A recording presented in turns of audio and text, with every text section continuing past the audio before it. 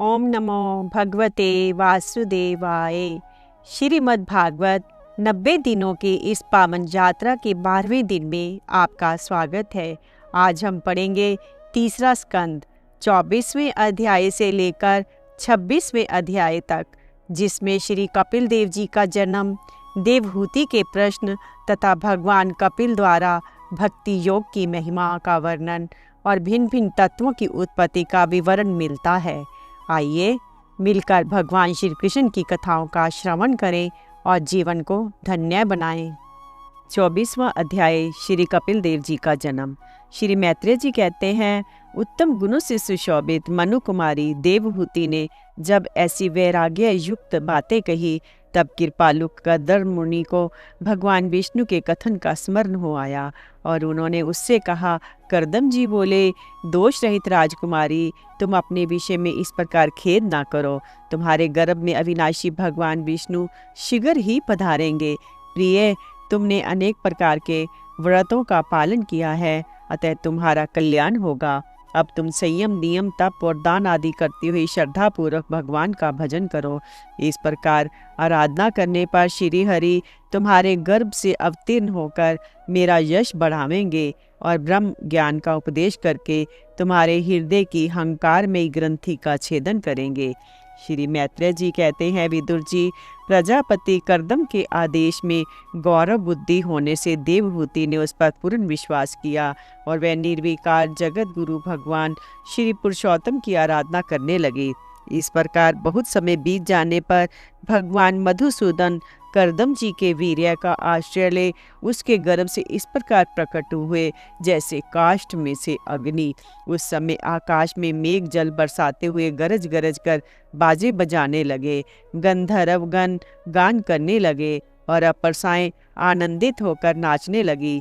आकाश से देवताओं के बरसाए हुए दिव्य पुष्पों की वर्षा होने लगी।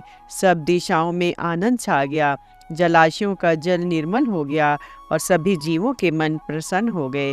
इसी समय सरस्वती नदी से घिरे हुए करदम जी के उस आश्रम में मरीच आदि मुनियों के सहित श्री ब्रह्मा जी आए। शत्रु दमन विदुर जी स्वतः सिद्ध ज्ञान से संपन्न अजन्मा ब्रह्मा जी को ये मालूम हो गया था कि साक्षात पार ब्रह्म भगवान विष्णु सांख्य शास्त्र का उपदेश करने के लिए अपने विशुद्ध सत्व में अंश से अवतीर्ण हुए हैं। अतः भगवान जिस कार्य को करना चाहते थे उसका उन्होंने विशुद्ध चित्त से अनुमोदन एवं आदर किया और अपनी संपूर्ण इंद्रियों से प्रसन्नता प्रकट करते हुए करदम जी से इस प्रकार कहा। श्री ब्रह्मा जी ने कहा, प्रिय करदम, तुम दूसरों को मान देने वाले हो। तुमने मेरा सम्मान करते हुए जो मेरी आज्ञा का पालन किया है, इससे तुम्हारे द्वारा निष्कपट भाव से मेरी पूजा संपन्न हुई है। पुत्रों को अपने पिता की सबसे बड़ी सेवा यही करनी चाहिए कि जो आज्ञा, ऐसा कहकर आदर पूर्वक उनके आदेशों को स्वीकार करें। बेटा, तुम सभ्य हो। तुम्हारी ये सुंदरी कन्याएं अपने वंशों द्वारा इस सृष्टि को अनेक प्रकार से बढ़ावेंगी। अब तुम इन मरीच आदि मुनिवरों को इनके स्वभाव और रुचि के अनुसार अपनी कन्याएं समर्पित करो और संसार में अपना सुयश फैलाओ।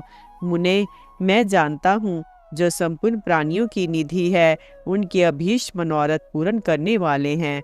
वे आदि पुरुष श्री नारायण ही अपनी योग माया से कपिल के रूप में अवतीर्ण हुए हैं।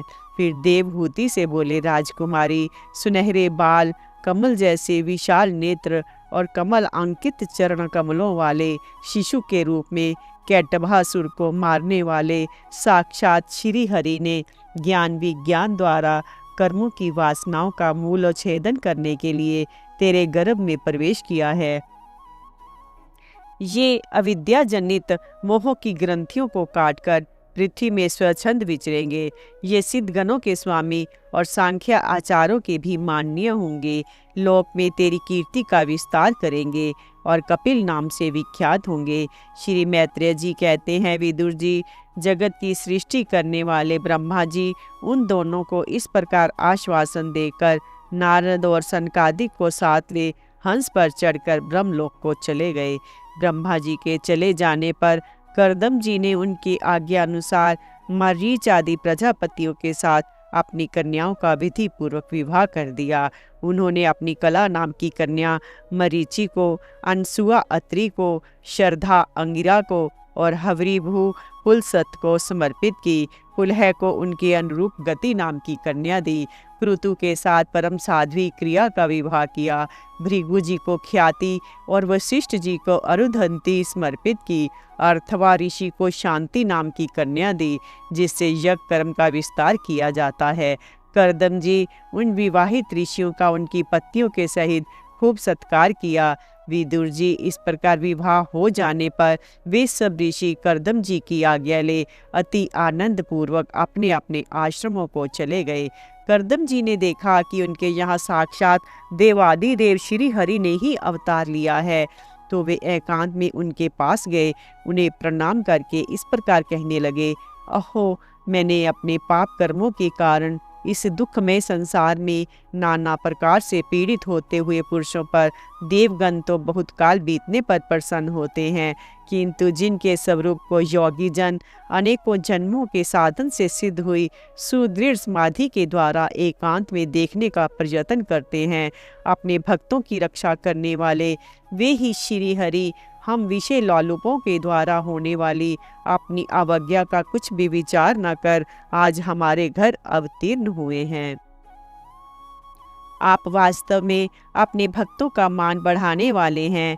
आपने अपने वचनों को सत्य करने और सांख्य योग का उपदेश करने के लिए ही मेरे यहाँ अवतार लिया है। भगवान, आप प्राकृत रूप से रहित हैं। आपके जो चतुर्भुज आदि अलौकिक रूप हैं वे ही आपके योग्य हैं, तथा जो मनुष्य सदृश रूप आपके भक्तों को प्रिय लगते हैं वे भी आपको रुचिकर प्रतीत होते हैं। आपका पाद पीठ तत्व ज्ञान की इच्छा से विद्वानों द्वारा सर्वदा वंदनीय है, तथा आप ऐश्वर्य, वैराग्य, यश, ज्ञान, वीर्य और श्री इन 6 ऐश्वर्यों से पूर्ण हैं। मैं आपकी शरण में हूँ। भगवान, आप पार ब्रह्म हैं। सारी शक्तियाँ आपके अधीन हैं। प्रकृति, पुरुष, महतत्व, काल, त्रिविध अहंकार, समस्त लोक एवं लोकपालों के रूप में आप ही प्रकट हैं, तथा आप सर्वज्ञ परमात्मा ही इस सारे प्रपंच को चेतन शक्ति के द्वारा अपने में लीन कर लेते हैं। अतः इन सब से परे भी आप ही हैं। मैं आप भगवान कपिल की शरण लेता हूँ। प्रभो, आपकी कृपा से मैं तीनों ऋणों से मुक्त हो गया हूँ और मेरे सभी मनोरथ पूर्ण हो चुके हैं। अब मैं संन्यास मार्ग को ग्रहण कर आपका चिंतन करते हुए शोक रहित होकर विचरूंगा। आप समस्त प्रजाओं के स्वामी हैं, अतएव इसके लिए मैं आपकी आज्ञा चाहता हूँ। श्री भगवान ने कहा, मुने, वैदिक और लौकिक सभी कामों में संसार के लिए मेरा कथन ही प्रमाण है। इसलिए मैंने जो तुमसे कहा था कि मैं तुम्हारे यहाँ जन्म लूँगा, उसे सत्य करने के लिए ही मैंने ये अवतार लिया है। इस लोक में मेरा ये जन्म लिंग शरीर से मुक्त होने की इच्छा वाले मुनियों के लिए आत्मदर्शन में उपयोगी प्रकृति आदि तत्वों का विवेचन करने के लिए ही हुआ है। आत्मज्ञान का ये सूक्ष्म मार्ग बहुत समय से लुप्त हो गया है। इस फिर से परिवर्तित करने के लिए ही मैंने ये शरीर ग्रहण किया है। ऐसा जानो मुने, मैं आज्ञा देता हूँ, तुम इच्छा अनुसार जाओ और अपने संपूर्ण कर्म मुझे अर्पण करते हुए दुर्जय मृत्यु को जीत कर मोक्ष प्राप्त करने के लिए मेरा भजन करो। मैं स्वयं प्रकाश और संपूर्ण जीवों के अंतःकरण में रहने वाला परमात्मा ही हूँ। अतः जब तुम विशुद्ध बुद्धि के द्वारा अपने अंतःकरण में मेरा साक्षात्कार कर लोगे, तब सब प्रकार के शोकों से छूटकर निर्भय पद मोक्ष प्राप्त कर लोगे। माता देवहूति को भी मैं संपूर्ण कर्मों से छुड़ाने वाला आत्मज्ञान प्रदान करूँगा, जिससे संसार रूप भय से पार हो जाएगी। श्री मैत्रेय जी कहते हैं, भगवान कपिल के इस प्रकार कहने पर प्रजापति कर्दम जी उनकी परिक्रमा कर प्रसन्नता पूर्वक वन को चले गए। वे अहिंसामय संन्यास धर्म का पालन करते हुए वे एकमात्र श्री भगवान की शरण हो गए तथा अग्नि और आश्रम का त्याग करके निसंग भाव से पृथ्वी पर विचरने लगे। जो कार्य कारण से अतीत हैं, सत्वादि गुणों का प्रकाशक एवं निर्गुण है और अन्याय भक्ति से ही प्रत्यक्ष होता है। उस पार ब्रह्म में उन्होंने अपना मन लगा दिया। वे अहंकार, ममता और सुख दुख आदि द्वंद्वों से छूटकर समदर्शी भेद दृष्टि से रहित हो सब में अपने आत्मा को ही देखने लगे। उनकी बुद्धि अंतर्मुख एवं शांत हो गई। उस समय धीर करदम जी शांत लहरों वाले समुद्र के समान जान पड़ने लगे। परम भक्ति भाव के द्वारा सर्वंतर्यामी सर्वज्ञ श्री वासुदेव में चित्त स्थिर हो जाने से वे सारे बंधनों से मुक्त हो गए। संपूर्ण भूतों में अपनी आत्मा श्री भगवान को और संपूर्ण भूतों को आत्म स्वरूप श्री हरि में स्थित देखने लगे। इस प्रकार इच्छा और द्वेष से रहित सर्वत्र समबुद्धि और भगवत भक्ति से संपन्न होकर श्री करदम जी ने भगवान का परम पद प्राप्त कर लिया। 25वां अध्याय देवहूति का प्रश्न तथा भगवान कपिल द्वारा भक्ति योग की महिमा का वर्णन। शौनक जी ने पूछा, सूत जी, तत्वों की संख्या करने वाले भगवान कपिल साक्षात अजन्मा नारायण होकर भी लोगों को आत्मज्ञान का उपदेश करने के लिए अपनी माया से उत्पन्न हुए थे। मैंने भगवान के बहुत से चरित्र सुने हैं, तथापि इन योगी परवर पुरुष श्रेष्ठ कपिल जी की कीर्ति को सुनते सुनते मेरी इंद्रियां तृप्त नहीं होती। सर्वथा स्वतंत्र श्री हरि अपनी योग माया द्वारा भक्तों की इच्छा के अनुसार शरीर धारण करके जो जो लीलाएं करते हैं वे सभी कीर्तन करने योग्य हैं। अतः आप मुझे वे सभी सुनाइए, मुझे उन्हें सुनने में बड़ी श्रद्धा है। सूत जी कहते हैं, मुने, आपकी ही भांति जब विदुर ने भी ये आत्मज्ञान विषयक प्रश्न किया तो श्री व्यास जी के सखा भगवान मैत्रेय जी प्रसन्न होकर इस प्रकार कहने लगे। श्री मैत्रेय जी ने कहा, विदुर जी, पिता के वन में चले जाने पर भगवान कपिल जी माता का प्रिय करने की इच्छा से उस बिंदुसर तीर्थ में रहने लगे। एक दिन तत्व समूह के पारदर्शी भगवान कपिल कर्म कलाप से विरत हो आसन पर विराजमान थे। उस समय ब्रह्मा जी के वचनों का स्मरण करके देवहूति ने उनसे कहा। देवहूति बोली, भूमन प्रभो, इन दुष्ट इंद्रियों की विषय लालसा से मैं बहुत ऊब गई हूँ और उनकी इच्छा पूरी करते रहने से ही घोर अज्ञान अंधकार में पड़ी हुई हूँ। अब आपकी कृपा से मेरी जन्म परंपरा समाप्त हो चुकी है। इसी से इस दुस्तर अज्ञान अंधकार से पार लगाने के लिए सुंदर नेत्र रूप आप प्राप्त हुए हैं। आप संपूर्ण जीवों के स्वामी भगवान आदि पुरुष हैं तथा अज्ञान अंधकार से अंधे पुरुषों के लिए नेत्र स्वरूप सूर्य की भांति उदित हुए हैं। देव, इन देह गेह आदि में जो मैं मेरेपन का दुराग्रह होता है वह भी आपका ही कराया हुआ है। अतः अब आप मेरे इस महामोह को दूर कर दीजिए। आप अपने भक्तों के संसार रूप वृक्ष के लिए कुठार के समान हैं। मैं प्रकृति और पुरुष का ज्ञान प्राप्त करने की इच्छा से आप शरणागत वत्सल की शरण में आई हूँ। आप भागवत धर्म जानने वालों में सबसे श्रेष्ठ हैं। मैं आपको प्रणाम करती हूँ। श्री मैत्रेय जी कहते हैं, इस प्रकार माता देवहूति ने अपनी जो अभिलाषा प्रकट की वह परम पवित्र और लोगों को मोक्ष मार्ग में अनुराग उत्पन्न करने वाली थी। उसे सुनकर आत्मज्ञ सत्पुरुषों की गति श्री कपिल जी उसकी मन ही मन प्रशंसा करने लगे। फिर मृदु मुस्कान से सुशोभित मुखारविंद से इस प्रकार कहने लगे। भगवान कपिल ने कहा, माता, ये मेरा निश्चय है कि अध्यात्म योग ही मनुष्य के आत्यंतिक कल्याण का मुख्य साधन है। यहाँ दुख और सुख की सर्वथा निवृत्ति हो जाती है। साध्वी सब अंगों से संपन्न उस योग का मैंने पहले नारद आदि ऋषियों के सामने उनकी सुनने की इच्छा होने पर वर्णन किया था, वही अब मैं आपको सुनाता हूँ।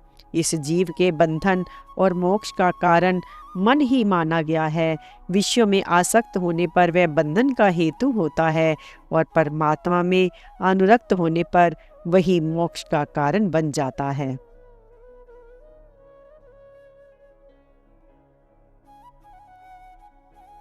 जिस समय ये मन मैं और मेरेपन के कारण होने वाली काम, लोभ आदि विकारों से मुक्त एवं शुद्ध हो जाता है, उस समय वह सुख दुख से छूटकर सम अवस्था में आ जाता है।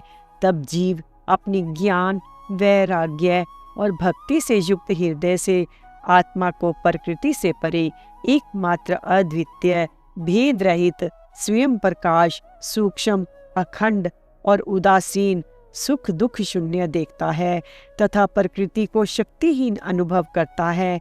योगियों के लिए भगवत प्राप्ति के निमित्त सर्वात्मा श्री हरि के प्रति की हुई भक्ति के समान और कोई मंगलमय मार्ग नहीं है। विवेकी जन संग या आसक्ति को ही आत्मा का अछेद्य बंधन मानते हैं, किंतु वही संग या आसक्ति जब संतों महापुरुषों के प्रति हो जाती है तो मोक्ष का खुला द्वार बन जाती है।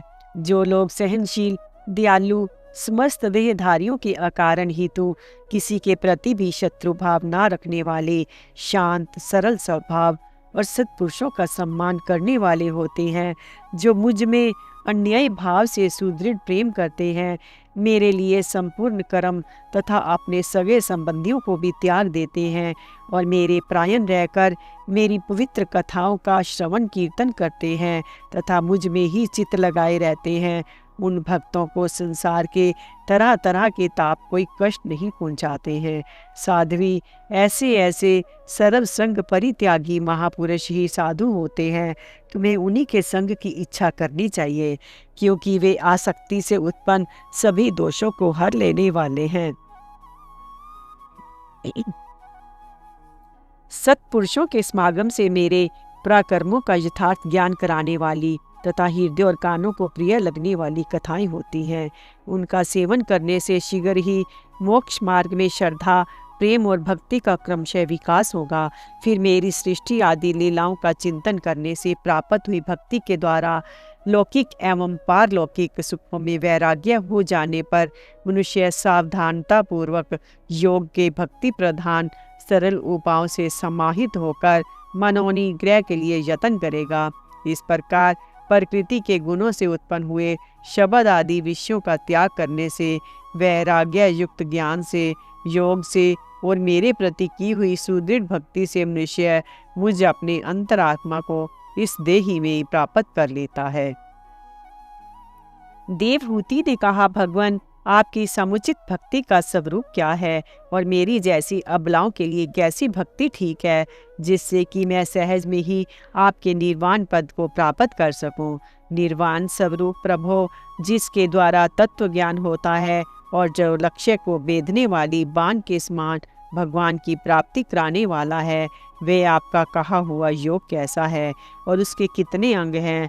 हरे, ये सब आप मुझे इस प्रकार समझाइए जिससे कि आपकी कृपा से मैं मंदमती स्त्री जाति भी इस दुर्बोध विषय को सुगमता से समझ सकूं। श्री मैत्रेय जी कहते हैं, विदुर जी, जिसके शरीर से उन्होंने स्वयं जन्म लिया था, उस अपनी माता का ऐसा अभिप्राय जानकर कपिल जी के हृदय में स्नेह उमड़ आया। उन्होंने प्रकृति आदि तत्वों का निरूपण करने वाले शास्त्र का, जिसे सांख्या कहते हैं, उपदेश किया। साथ ही भक्ति विस्तार एवं योग का भी वर्णन किया। श्री भगवान ने कहा, माता, जिसका चित्त एकमात्र भगवान में ही लग गया है, ऐसे मनुष्य की वेद विहित कर्मों में लगी हुई तथा विषयों को ज्ञान कराने वाली कर्मेंद्रियां एवं ज्ञान इंद्रियां, दोनों प्रकार की इंद्रियों की जो सत्वमूर्ति श्री हरि के प्रति स्वाभाविकी प्रवृत्ति है, वही भगवान की अहेतु की भक्ति है। ये मुक्ति से भी बढ़कर है, क्योंकि जठरानल जिस प्रकार खाए हुए अन्न को पचाता है, उसी प्रकार ये भी कर्म संस्कारों के भंडार रूप लिंग शरीर को तत्काल भस्म कर देती है। मेरी चरण सेवा में प्रीति रखने वाले और मेरी ही प्रसन्नता के लिए समस्त कार्य करने वाले कितने ही बड़भागी भक्त, जो एक दूसरे से मिलकर प्रेम पूर्वक मेरे ही पराक्रमों की चर्चा किया करते हैं, मेरे साथ एक ही भाव सायुज्य मोक्ष की भी इच्छा नहीं करते। माँ, वे साधुजन अरुण नयन एवं मनोहर मुखारविंद से युक्त मेरे परम सुंदर और वरदायक दिव्य रूपों की झांकी करते हैं और उनके साथ सप्रेम संभाषण भी करते हैं, जिसके लिए बड़े बड़े तपस्वी भी ललायित रहते हैं। दर्शनीय, अंग प्रत्यंग, उदार, हास विलास, मनोहर चितवन और सुमधुर वाणी से युक्त मेरे उन रूपों की माधुरी में उनका मन और इंद्रियां फंस जाती हैं। ऐसी मेरी भक्ति ना चाहने पर भी उन्हें परम पद की प्राप्ति करा देती है। अविद्या की निवृत्ति हो जाने पर यद्यपि वे मुझे मायापति के सत्य आदि लोकों की योग संपत्ति भक्ति की प्रवृत्ति के पश्चात स्वयं प्राप्त होने वाली अष्ट सिद्धि अथवा बैकुंठ लोक के भगवदीय ईश्वर की भी इच्छा नहीं करते, तथापि मेरे धाम में पहुँचने पर उन्हें ये सब विभूतियाँ स्वयं ही प्राप्त हो जाती हैं, जिनका एकमात्र मैं ही प्रिय आत्मा, पुत्र, मित्र, गुरु, सुहृद और इष्ट देव हूँ। वे मेरे ही आश्रय में रहने वाले भक्तजन शांति में बैकुंठ धाम में पहुंचकर किसी प्रकार भी इन दिव्य भोगों से रहित नहीं होते, ना उन्हें मेरा काल चक्र ही ग्रस सकता है। माता जी, जो लोग यही लोक परलोक और इन दोनों लोकों में साथ जाने वाले, वासना में लिंग देह को तथा शरीर से संबंध रखने वाले, जो धन, पशु एवं ग्रह आदि पदार्थ है, उन सबको अन्यान्य संग्रहों को भी छोड़कर अन्याय भक्ति से सब प्रकार मेरा ही भजन करते हैं, उन्हें मैं मृत्यु रूप संसार सागर से पार कर देता हूँ। मैं साक्षात भगवान हूँ, प्रकृति और पुरुष का भी प्रभु हूँ तथा समस्त प्राणियों का आत्मा हूँ। मेरे सिवा और किसी का आश्रय लेने से मृत्यु रूप महाभय से छुटकारा नहीं मिल सकता। मेरे भय से ये वायु चलती है, मेरे भय से सूर्य तपता है, मेरे भय से इंद्र वर्षा करता है और अग्नि जलाती है, तथा मेरे ही भय से मृत्यु अपने कार्य में प्रवृत्त होता है। योगी जन ज्ञान वैराग्य युक्त भक्ति योग के द्वारा शांति प्राप्त करने के लिए मेरे निर्भय चरण कमलों का आश्रय लेते हैं। संसार में मनुष्य के लिए सबसे बड़ी कल्याण प्राप्ति यही है कि उसका चित्त तीव्र भक्ति के योग के द्वारा मुझ में लगकर स्थिर हो जाए। 26वां अध्याय महदादि भिन्न भिन्न तत्वों की उत्पत्ति का वर्णन। श्री भगवान ने कहा, माता जी, अब मैं तुम्हें प्रकृति आदि सब तत्वों के अलग अलग लक्षण बतलाता हूँ। इन्हें जानकर मनुष्य प्रकृति के गुणों से मुक्त हो जाता है। आत्म दर्शन रूप ज्ञान ही पुरुष के मोक्ष का कारण है, वही उसकी अहंकार रूप हृदय ग्रंथि का छेदन करने वाला है, ऐसा पंडित जन कहते हैं। उस ज्ञान का मैं तुम्हारे आगे वर्णन करता हूँ। ये सारा जगत जिससे व्याप्त होकर प्रकाशित होता है, वे आत्मा ही पुरुष है। वह अनादि निर्गुण प्रकृति से परे अंतःकरण में स्फुरित होने वाला और स्वयं प्रकाश है। उस सर्वव्यापक पुरुष ने अपने पास लीला विलास पूर्वक आई हुई अव्यक्त और त्रिगुणात्मिका वैष्णवी माया को स्वेच्छा से स्वीकार कर लिया। लीला परायण प्रकृति अपने सत्वादी गुणों द्वारा उन्हीं के अनुरूप प्रजा की सृष्टि करने लगी। ये देख पुरुष ज्ञान को आच्छादित करने वाली उसकी आवरण शक्ति से मोहित हो गया, अपने स्वरूप को भूल गया। इस प्रकार अपने से भिन्न प्रकृति को ही अपना स्वरूप समझ लेने से पुरुष प्रकृति के गुणों द्वारा किए जाने वाले कर्मों में अपने को ही कर्ता मानने लगता है। इस कर्तव्य अभिमान से ही अकर्ता, स्वाधीन, साक्षी और आनंद स्वरूप पुरुष को जन्म मृत्यु रूप बंधन एवं परतंत्रता की प्राप्ति होती है। कार्य रूप शरीर, कारण रूप इंद्रियां तथा कर्ता रूप इंद्रियाधिष्ठात्र देवताओं में पुरुष जो अपने पन का आरोप कर लेता है, उसमें पंडित जन प्रकृति को ही कारण मानते हैं, तथा वास्तव में प्रकृति से परे होकर भी जो प्रकृतिस्थ हो रहा है, उस पुरुष को सुख दुखों के भोगने में कारण मानते हैं। देवहूति ने कहा, पुरुषोत्तम, इस विश्व के स्थूल सूक्ष्म कार्य जिनके स्वरूप हैं तथा जो इसके कारण हैं, उन प्रकृति और पुरुष का लक्षण भी आप मुझसे कहिए। श्री भगवान ने कहा, जो त्रिगुणात्मक अव्यक्त नित्य और कार्य कारण रूप है तथा स्वयं निर्विशेष होकर भी संपूर्ण विशेष धर्मों का आश्रय है, उस प्रधान नामक तत्व को ही प्रकृति कहते हैं। 5 महाभूत, 5 तन्मात्रा, 4 अंतःकरण और 10 इंद्रियां, इन 24 तत्वों के समूह को विद्वान लोग प्रकृति का कार्य मानते हैं। पृथ्वी, जल, तेज, वायु और आकाश, ये 5 महाभूत हैं। गंध, रस, रूप, स्पर्श और शब्द, ये 5 तन्मात्र माने गए हैं। श्रोत्र, त्वचा, चक्षु, रसना, नासिका, वाक, पानी, पाद, उपस्थ और पायु, ये 10 इंद्रियां हैं। मन, बुद्धि, चित्त और अहंकार, इन 4 के रूप में एक ही अंतःकरण अपनी संकल्प, निश्चय, चिंता और अभिमान रूपा 4 प्रकार की वृत्तियों से लक्षित होता है। इस प्रकार तत्वज्ञानी पुरुषों ने सगुण ब्रह्म के सन्निवेश स्थान इन 24 तत्वों की संख्या बतलाई है। इसके सिवा जो काल है वह 25वां तत्व है। कुछ लोग काल को पुरुष से भिन्न तत्व न मानकर पुरुष का प्रभाव अर्थात ईश्वर की संहारकारिणी शक्ति बताते हैं, जिससे माया के कार्य रूप देह आदि में आत्म तत्व का अभिमान करके अहंकार से मोहित और अपने को कर्ता मानने वाले जीव को निरंतर भय लगा रहता है। मनुपुत्री, जिनकी प्रेरणा से गुणों की साम्य अवस्था रूप निर्विशेष प्रकृति में गति उत्पन्न होती है, वास्तव में पुरुष रूप भगवान ही काल कहे जाते हैं।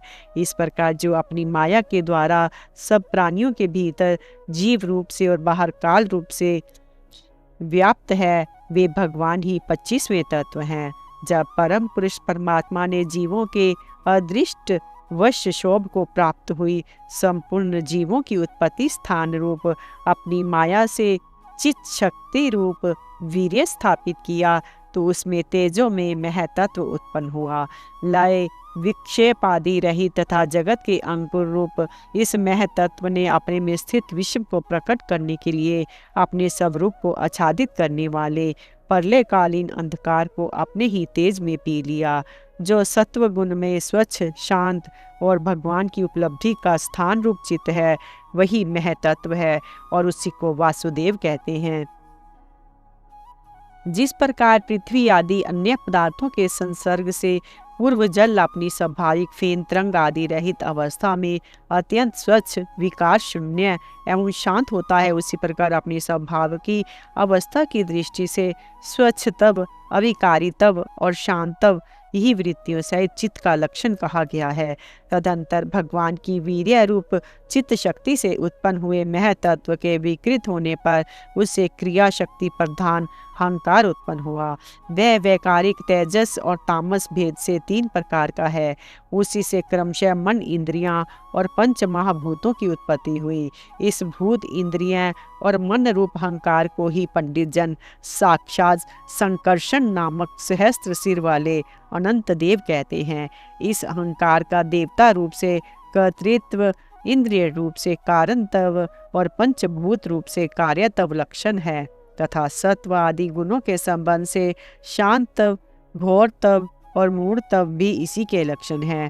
उपयुक्त 3 प्रकार के अहंकार में से व्याकारिक अहंकार के विकृत होने पर उससे मन हुआ, जिसके संकल्प विकल्पों से कामनाओं की उत्पत्ति होती है।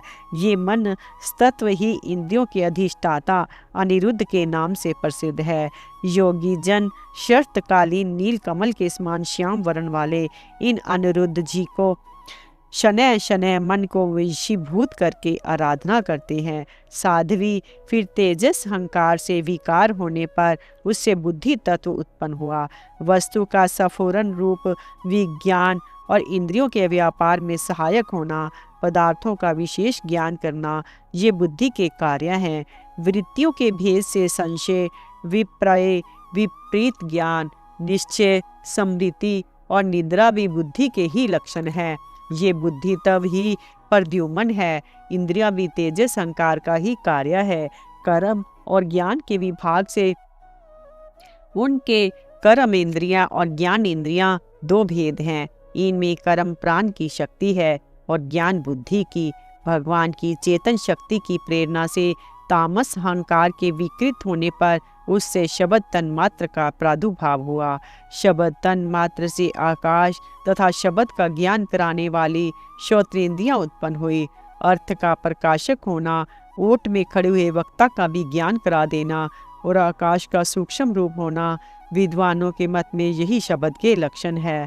भूतों को अवकाश देना, सबके बाहर भीतर वर्तमान रहना तथा प्राण, इंद्रिय और मन का आश्रय होना, ये आकाश के वृत्ति कार्य रूप लक्षण है। फिर शब्द तन मात्र के कार्य आकाश में काल गति से विकार होने पर स्पर्श तन मात्र हुआ। उससे वायु तथा स्पर्श का ग्रहण कराने वाली त्वगेंद्रियां त्वचा उत्पन्न हुई। कोमलता, कठोरता, शीतलता और उष्णता तथा वायु का सूक्ष्म रूप होना ये स्पर्श के लक्षण हैं। वृक्ष की शाखा आदि को हिलाना, तृण आदि को इकट्ठा कर देना, सर्वत्र पहुँचना, गंध आदि युक्त द्रव्य को घ्राण आदि इंद्रियों के पास तथा शब्द को श्रोत्र इंद्रिय के समीप ले जाना तथा समस्त इंद्रियों को कार्य शक्ति देना, ये वायु की वृत्तियों के लक्षण हैं। तदंतर दैव की प्रेरणा से स्पर्श तन्मात्र विशिष्ट वायु के विकृत होने पर उपसे रूप तन्मात्र हुआ तथा उससे तेज और रूप को उपलब्ध कराने वाली नेत्रेंद्रिय का प्रादुर्भाव हुआ। साध्वी, वस्तु के आकाश का बोध कराना, गौण होना, द्रव्य के अंग रूप से प्रतीत होना, द्रव्य का जैसा आकार, प्रकार और परिणाम आदि हो उसी रूप से उपलक्षित होना तथा तेज का स्वरूप भूत होना, ये सब रूप तन्मात्र की वृत्तियां हैं। चमकना, पकाना, शीत को दूर करना, सुखाना, भूख प्यास पैदा करना, उनकी निवृत्ति के लिए भोजन एवं जल पान कराना, ये तेज की वृत्तियां हैं। फिर दैव की प्रेरणा से रूप तन्मात्र में तेज के विकृत होने पर उससे रस तन्मात्र हुआ, जो उससे जल तथा रस को ग्रहण कराने वाली रस इंद्रियां जीहा उत्पन्न हुई। रस अपने शुद्ध स्वरूप में एक ही है, किंतु अन्य भौतिक पदार्थों के संयोग से वह कसैला, मीठा, तीखा, कड़वा, खट्टा और नमकीन आदि कई प्रकार का हो जाता है।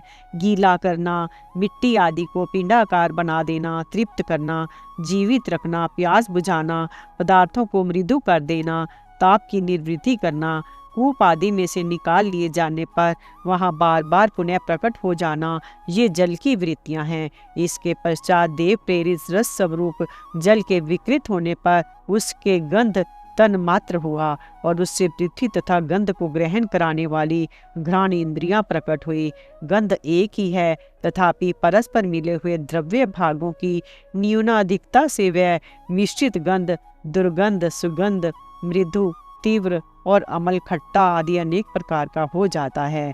प्रतिमादि रूप से ब्रह्म की साकार भावना का आश्रय होना, जल आदि कारण तत्वों से भिन्न किसी दूसरे आश्रय की अपेक्षा किए बिना ही स्थित रहना, जल आदि अन्य पदार्थों को धारण करना, आकाश आदि को अवच्छेदक होना, घटाकाश, मठाकाश आदि भेदों को सिद्ध करना तथा परिणाम विशेष से संपूर्ण प्राणियों का स्त्रीत्व, पुरुषत्व आदि गुणों को प्रकट करना, ये पृथ्वी के कार्य रूप लक्षण है। आकाश का विशेष गुण शब्द जिसका विषय है वह श्रोत्रेंद्रिय है। वायु का विशेष गुण स्पर्श जिसका विषय है वह त्वगेंद्रिय है। तेज का विशेष गुण रूप जिसका विषय है वह नेत्रेंद्रिय है। जल का विशेष गुण रस जिसका विषय है वह रसेंद्रिय है। और पृथ्वी का विशेष गुण गंध जिसका विषय है उसे घ्राणेंद्रिय कहते हैं। वायु आदि कार्य तत्वों में आकाश आदि कारण तत्वों के रहने से उनके गुण भी अनुगत देखे जाते हैं। इसलिए समस्त महाभूतों के गुण शब्द, स्पर्श, रूप, रस और गंध केवल पृथ्वी में ही पाए जाते हैं। जब मह तत्व, अहंकार और पंचभूत ये 7 तत्व परस्पर मिल ना सके, पृथक पृथक ही रह गए, तब जगत के आदि कारण श्री नारायण ने काल, अदृष्ट और सत्व आदि गुणों के सहित उनमें प्रवेश किया। फिर परमात्मा के प्रवेश से शुद्ध और आपस में मिले हुए उन तत्वों में से एक जड़ अंड उत्पन्न हुआ। उस अंड से उस विराट पुरुष की अभिव्यक्ति हुई। इस अंड का नाम विशेष है। इसी के अंतर्गत श्री हरि के स्वरूपभूत 14 भुवनों का विस्तार है। ये चारों ओर से क्रमशः एक दूसरे से 10 गुने जल, अग्नि, वायु, आकाश, अहंकार और मह तत्व इन 6 आवरणों से घिरा हुआ है। इन सब के बाहर 7वां आवरण प्राकृतिक है। कारण में जल में स्थित उस तेजो में अंड से उठकर उस विराट पुरुष ने पुनः उसमें प्रवेश किया। फिर उसमें कई प्रकार के छिद्र किए। सबसे पहले उसमें मुख प्रकट हुआ। उससे वाक इंद्रियां और उसके अनंतर वाक का अधिष्ठाता अग्नि उत्पन्न हुआ। फिर नाक के छिद्र से नथुने प्रकट हुए, उनसे प्राण सहित घ्राण इंद्रियां उत्पन्न हुई। घ्राण के बाद उसका अधिष्ठाता वायु उत्पन्न हुआ। तत्पश्चात नेत्र गोलक प्रकट हुए, उनसे चक्षु इंद्रियां प्रकट हुई और उसके अनंतर उसका अधिष्ठाता सूर्य उत्पन्न हुआ। फिर कानों के छिद्र प्रकट हुए, उनसे उनकी इंद्रियां श्रोत्र और उसके अभिमानी दिक देवता प्रकट हुए। इसके बाद उस विराट पुरुष की त्वचा उत्पन्न हुई, उससे रोम, मूछ, दाढ़ी तथा सिर के बाल प्रकट हुए और उनके बाद त्वचा की अभिमानी औषधियाँ, अन्न आदि उत्पन्न हुई। इसके पश्चात लिंग प्रकट हुआ, उससे वीर्य और वीर्य के बाद लिंग का अभिमानी आपोदेव जल उत्पन्न हुआ। फिर गुदा प्रकट हुई, उससे अपान वायु और अपान के बाद उसका अभिमानी लोगों को भयभीत करने वाला मृत्यु देवता उत्पन्न हुआ। तदंतर हाथ प्रकट हुए, उनसे बल और बल के बाद हस्तेंद्रिय का अभिमानी इंद्र उत्पन्न हुआ। फिर चरण प्रकट हुए, उनसे गति गमन की क्रिया। फिर पादेंद्रिय का अभिमानी विष्णु देवता उत्पन्न हुआ। इसी प्रकार जब विराट पुरुष की नाड़ियाँ प्रकट हुई तो उनसे रुधिर उत्पन्न हुआ, उससे नदियाँ हुई। फिर उसके उदर पेट प्रकट हुआ, इससे क्षुधा पिपासा की अभिव्यक्ति हुई और फिर उदर का अभिमानी समुद्र देवता उत्पन्न हुआ। तत्पश्चात उसके हृदय प्रकट हुआ, हृदय से मन का प्राकट्य हुआ। मन के बाद उसका अभिमानी देवता चंद्रमा हुआ। फिर हृदय से ही बुद्धि और उसके बाद उसका अभिमानी ब्रह्म हुआ। तत्पश्चात अहंकार और उसके अनंतर उसका अभिमानी रुद्र देवता उत्पन्न हुआ। उसके बाद चित्त और उसका अभिमानी क्षेत्रज्ञ प्रकट हुआ। जब ये क्षेत्रज्ञ के अतिरिक्त सारे देवता उत्पन्न होकर भी विराट पुरुष को उठाने में असमर्थ रहे तो उसे उठाने के लिए क्रमशः फिर अपने उत्पत्ति स्थानों में प्रविष्ट होने लगे। अग्नि ने वाणी के साथ मुख में प्रवेश किया, परंतु इससे विराट पुरुष ना उठा। वायु ने घ्राण इंद्रिय के सहित नास छिद्रों में प्रवेश किया, फिर भी विराट पुरुष ना उठा। सूर्य ने चक्षु के सहित नेत्रों में प्रवेश किया, तब भी विराट पुरुष ना उठा। दिशाओं ने श्रवणेंद्रियों के सहित कानों में प्रवेश किया, तो भी विराट पुरुष ना उठा। औषधियों ने रोमों के सहित त्वचा में प्रवेश किया, फिर भी विराट पुरुष ना उठा। जल ने वीर्य के साथ लिंग में प्रवेश किया, तब भी विराट पुरुष ना उठा। मृत्यु ने अपान के साथ गुदा में प्रवेश किया, फिर भी विराट पुरुष ना उठा। इंद्र ने बल के साथ हाथों में प्रवेश किया, परंतु इससे भी विराट पुरुष ना उठा। विष्णु ने गति के सहित चरणों में प्रवेश किया, तो भी विराट पुरुष ना उठा। नदियों ने रुधिर के सहित नाड़ियों में प्रवेश किया, तब भी विराट पुरुष ना उठा। समुद्र ने क्षुधा पिपासा के सहित उदर में प्रवेश किया, फिर भी विराट पुरुष ना उठा। चंद्रमा ने मन के सहित हृदय में प्रवेश किया, तो भी विराट पुरुष ना उठा। ब्रह्मा ने बुद्धि के सहित हृदय में प्रवेश किया, तब भी विराट पुरुष न उठा। रुद्र ने अहंकार के सहित उसी हृदय में प्रवेश किया, तो भी विराट पुरुष न उठा। किंतु जब चित्त के अधिष्ठाता क्षेत्रज्ञ ने चित्त के सहित हृदय में प्रवेश किया, तो विराट पुरुष उसी समय जल से उठकर खड़ा हो गया। जिस प्रकार लोक में प्राण, इंद्रियां, मन और बुद्धि आदि चित्त के अधिष्ठाता क्षेत्रज्ञ की सहायता के बिना सोए हुए प्राणी को अपने बल से नहीं उठा सकते, उसी प्रकार विराट पुरुष को भी वे क्षेत्रज्ञ परमात्मा के बिना नहीं उठा सके। अतः भक्ति, वैराग्य और चित्त की एकाग्रता से प्रकट हुए ज्ञान के द्वारा इस अंतरात्म स्वरूप क्षेत्रज्ञ को इस शरीर में स्थित जानकर उसका चिंतन करना चाहिए। 27वां अध्याय प्रकृति पुरुष के विवेक से मोक्ष प्राप्ति का वर्णन। श्री भगवान कहते हैं, माता जी, जिस तरह जल में प्रतिबिंबित सूर्य के साथ जल के शीतलता, चंचलता आदि गुणों का संबंध नहीं होता, उसी प्रकार प्रकृति के कार्य शरीर में स्थित रहने पर भी आत्मा वास्तव में उसके सुख दुख आदि धर्मों से लिप्त नहीं होता, क्योंकि वह स्वभाव से निर्विकार, अकर्ता और निर्गुण है। किंतु जब वही प्राकृत गुणों से अपना संबंध स्थापित कर लेता है, तब अहंकार से मोहित होकर मैं करता हूँ ऐसा मानने लगता है। उस अभिमान के कारण वह देह के संसर्ग से किए हुए पुण्य पाप रूप कर्मों के दोष से अपनी स्वाधीनता और शांति खो बैठता है तथा उत्तम, मध्य और नीच योनियों में उत्पन्न होकर संसार चक्र में घूमता रहता है। जिस प्रकार स्वप्न में भय, शोक आदि का कोई कारण न होने पर भी स्वप्न के पदार्थों में आस्था हो जाने के कारण दुख उठाना पड़ता है, उसी प्रकार भय, शोक, अहम, मम एवं जन्म मरण आदि रूप संसार की कोई सत्ता न होने पर भी अविद्यावश विषयों का चिंतन करते रहने से जीव का संसार चक्र कभी निवृत्त नहीं होता। इसलिए बुद्धिमान मनुष्य को उचित है कि असंग मार्ग विषय चिंतन में फंसे हुए चित्त को तीव्र भक्ति योग और वैराग्य के द्वारा धीरे धीरे अपने वश में लावे।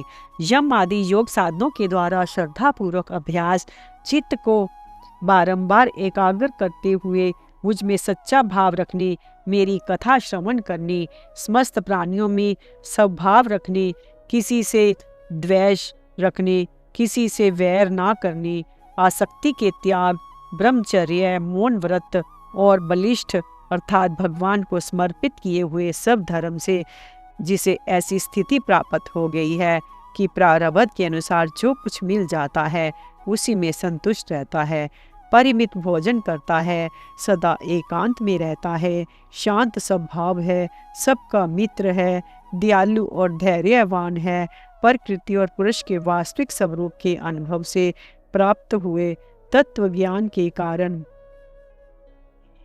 स्त्री पुत्र आदि संबंधियों के सहित इस देह में मैं मेरेपन का मिथ्या अभिनिवेश नहीं करता, बुद्धि की जागरादि अवस्थाओं में भी अलग वस्तु नहीं देखता। वे आत्मदर्शी मुनि नेत्रों से सूर्य को देखने की भांति अपने शुद्ध अंतःकरण द्वारा परमात्मा का साक्षात्कार कर उस अद्वितीय ब्रह्म पद को प्राप्त हो जाता है, जो देह आदि संपूर्ण उपाधियों से पृथक अहंकार आदि मिथ्या वस्तुओं में सत्य रूप में भासने वाला जगत कारण भूता प्रकृति का अधिष्ठान महद आदि कार्यवृत्त का प्रकाशक और कार्य कारण रूप संपूर्ण पदार्थों में व्याप्त है। जिस प्रकार जल में पड़ा हुआ सूर्य का प्रतिबिंब दीवार पर पड़े हुए अपने आभास के संबंध से देखा जाता है और जल में दिखने वाले प्रतिबिंब से आकाश स्थित सूर्य का ज्ञान होता है, उसी प्रकार वैकारिक आदि भेद से तीन प्रकार का अहंकार देह, इंद्रियों और मन में स्थित अपने प्रतिबिंब से लक्षित होता है। फिर सत्य परमात्मा के प्रतिबिंब युक्त उस अहंकार के द्वारा सत्य ज्ञान स्वरूप परमात्मा का दर्शन होता है, जो सुषुप्ति के समय निद्रा से शब्द आदि भूत सूक्ष्म इंद्रियां और मन बुद्धि आदि के अव्यकृत में लीन हो जाने पर स्वयं जागता रहता है और सर्वथा अहंकार शून्य है। जागृत अवस्था में ये आत्मा भूत सूक्ष्म आदि दृश्य वर्ग के दृष्टा रूप में स्पष्टतः अनुभव में आता है, किंतु सुषुप्ति के समय अपने उपाधिभूत अहंकार का नाश होने से वह भ्रमवश अपने को ही नष्ट हुआ मान लेता है।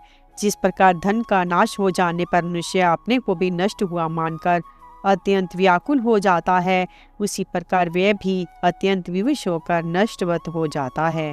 माता जी, इन सब बातों को मनन करके विवेकी पुरुष अपनी आत्मा का अनुभव कर लेता है, जो अहंकार के सहित संपूर्ण तत्वों का अधिष्ठान और प्रकाशक है।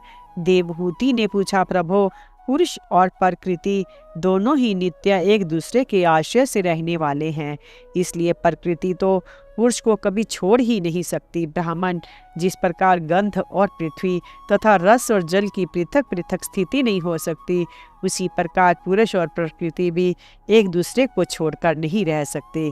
अतः जिनके आश्रय से अकर्ता पुरुष को ये कर्म बंधन प्राप्त हुआ है, उन प्रकृति के गुणों के रहते उस कैवल्य पद कैसे प्राप्त होगा। यदि तत्वों का विचार करने से कभी ये संसार बंधन का तीव्र भय निवृत्त हो भी जाए, तो भी उसके निमित्त भूत प्राकृतिक गुणों का अभाव न होने से वह भय फिर उपस्थित हो सकता है।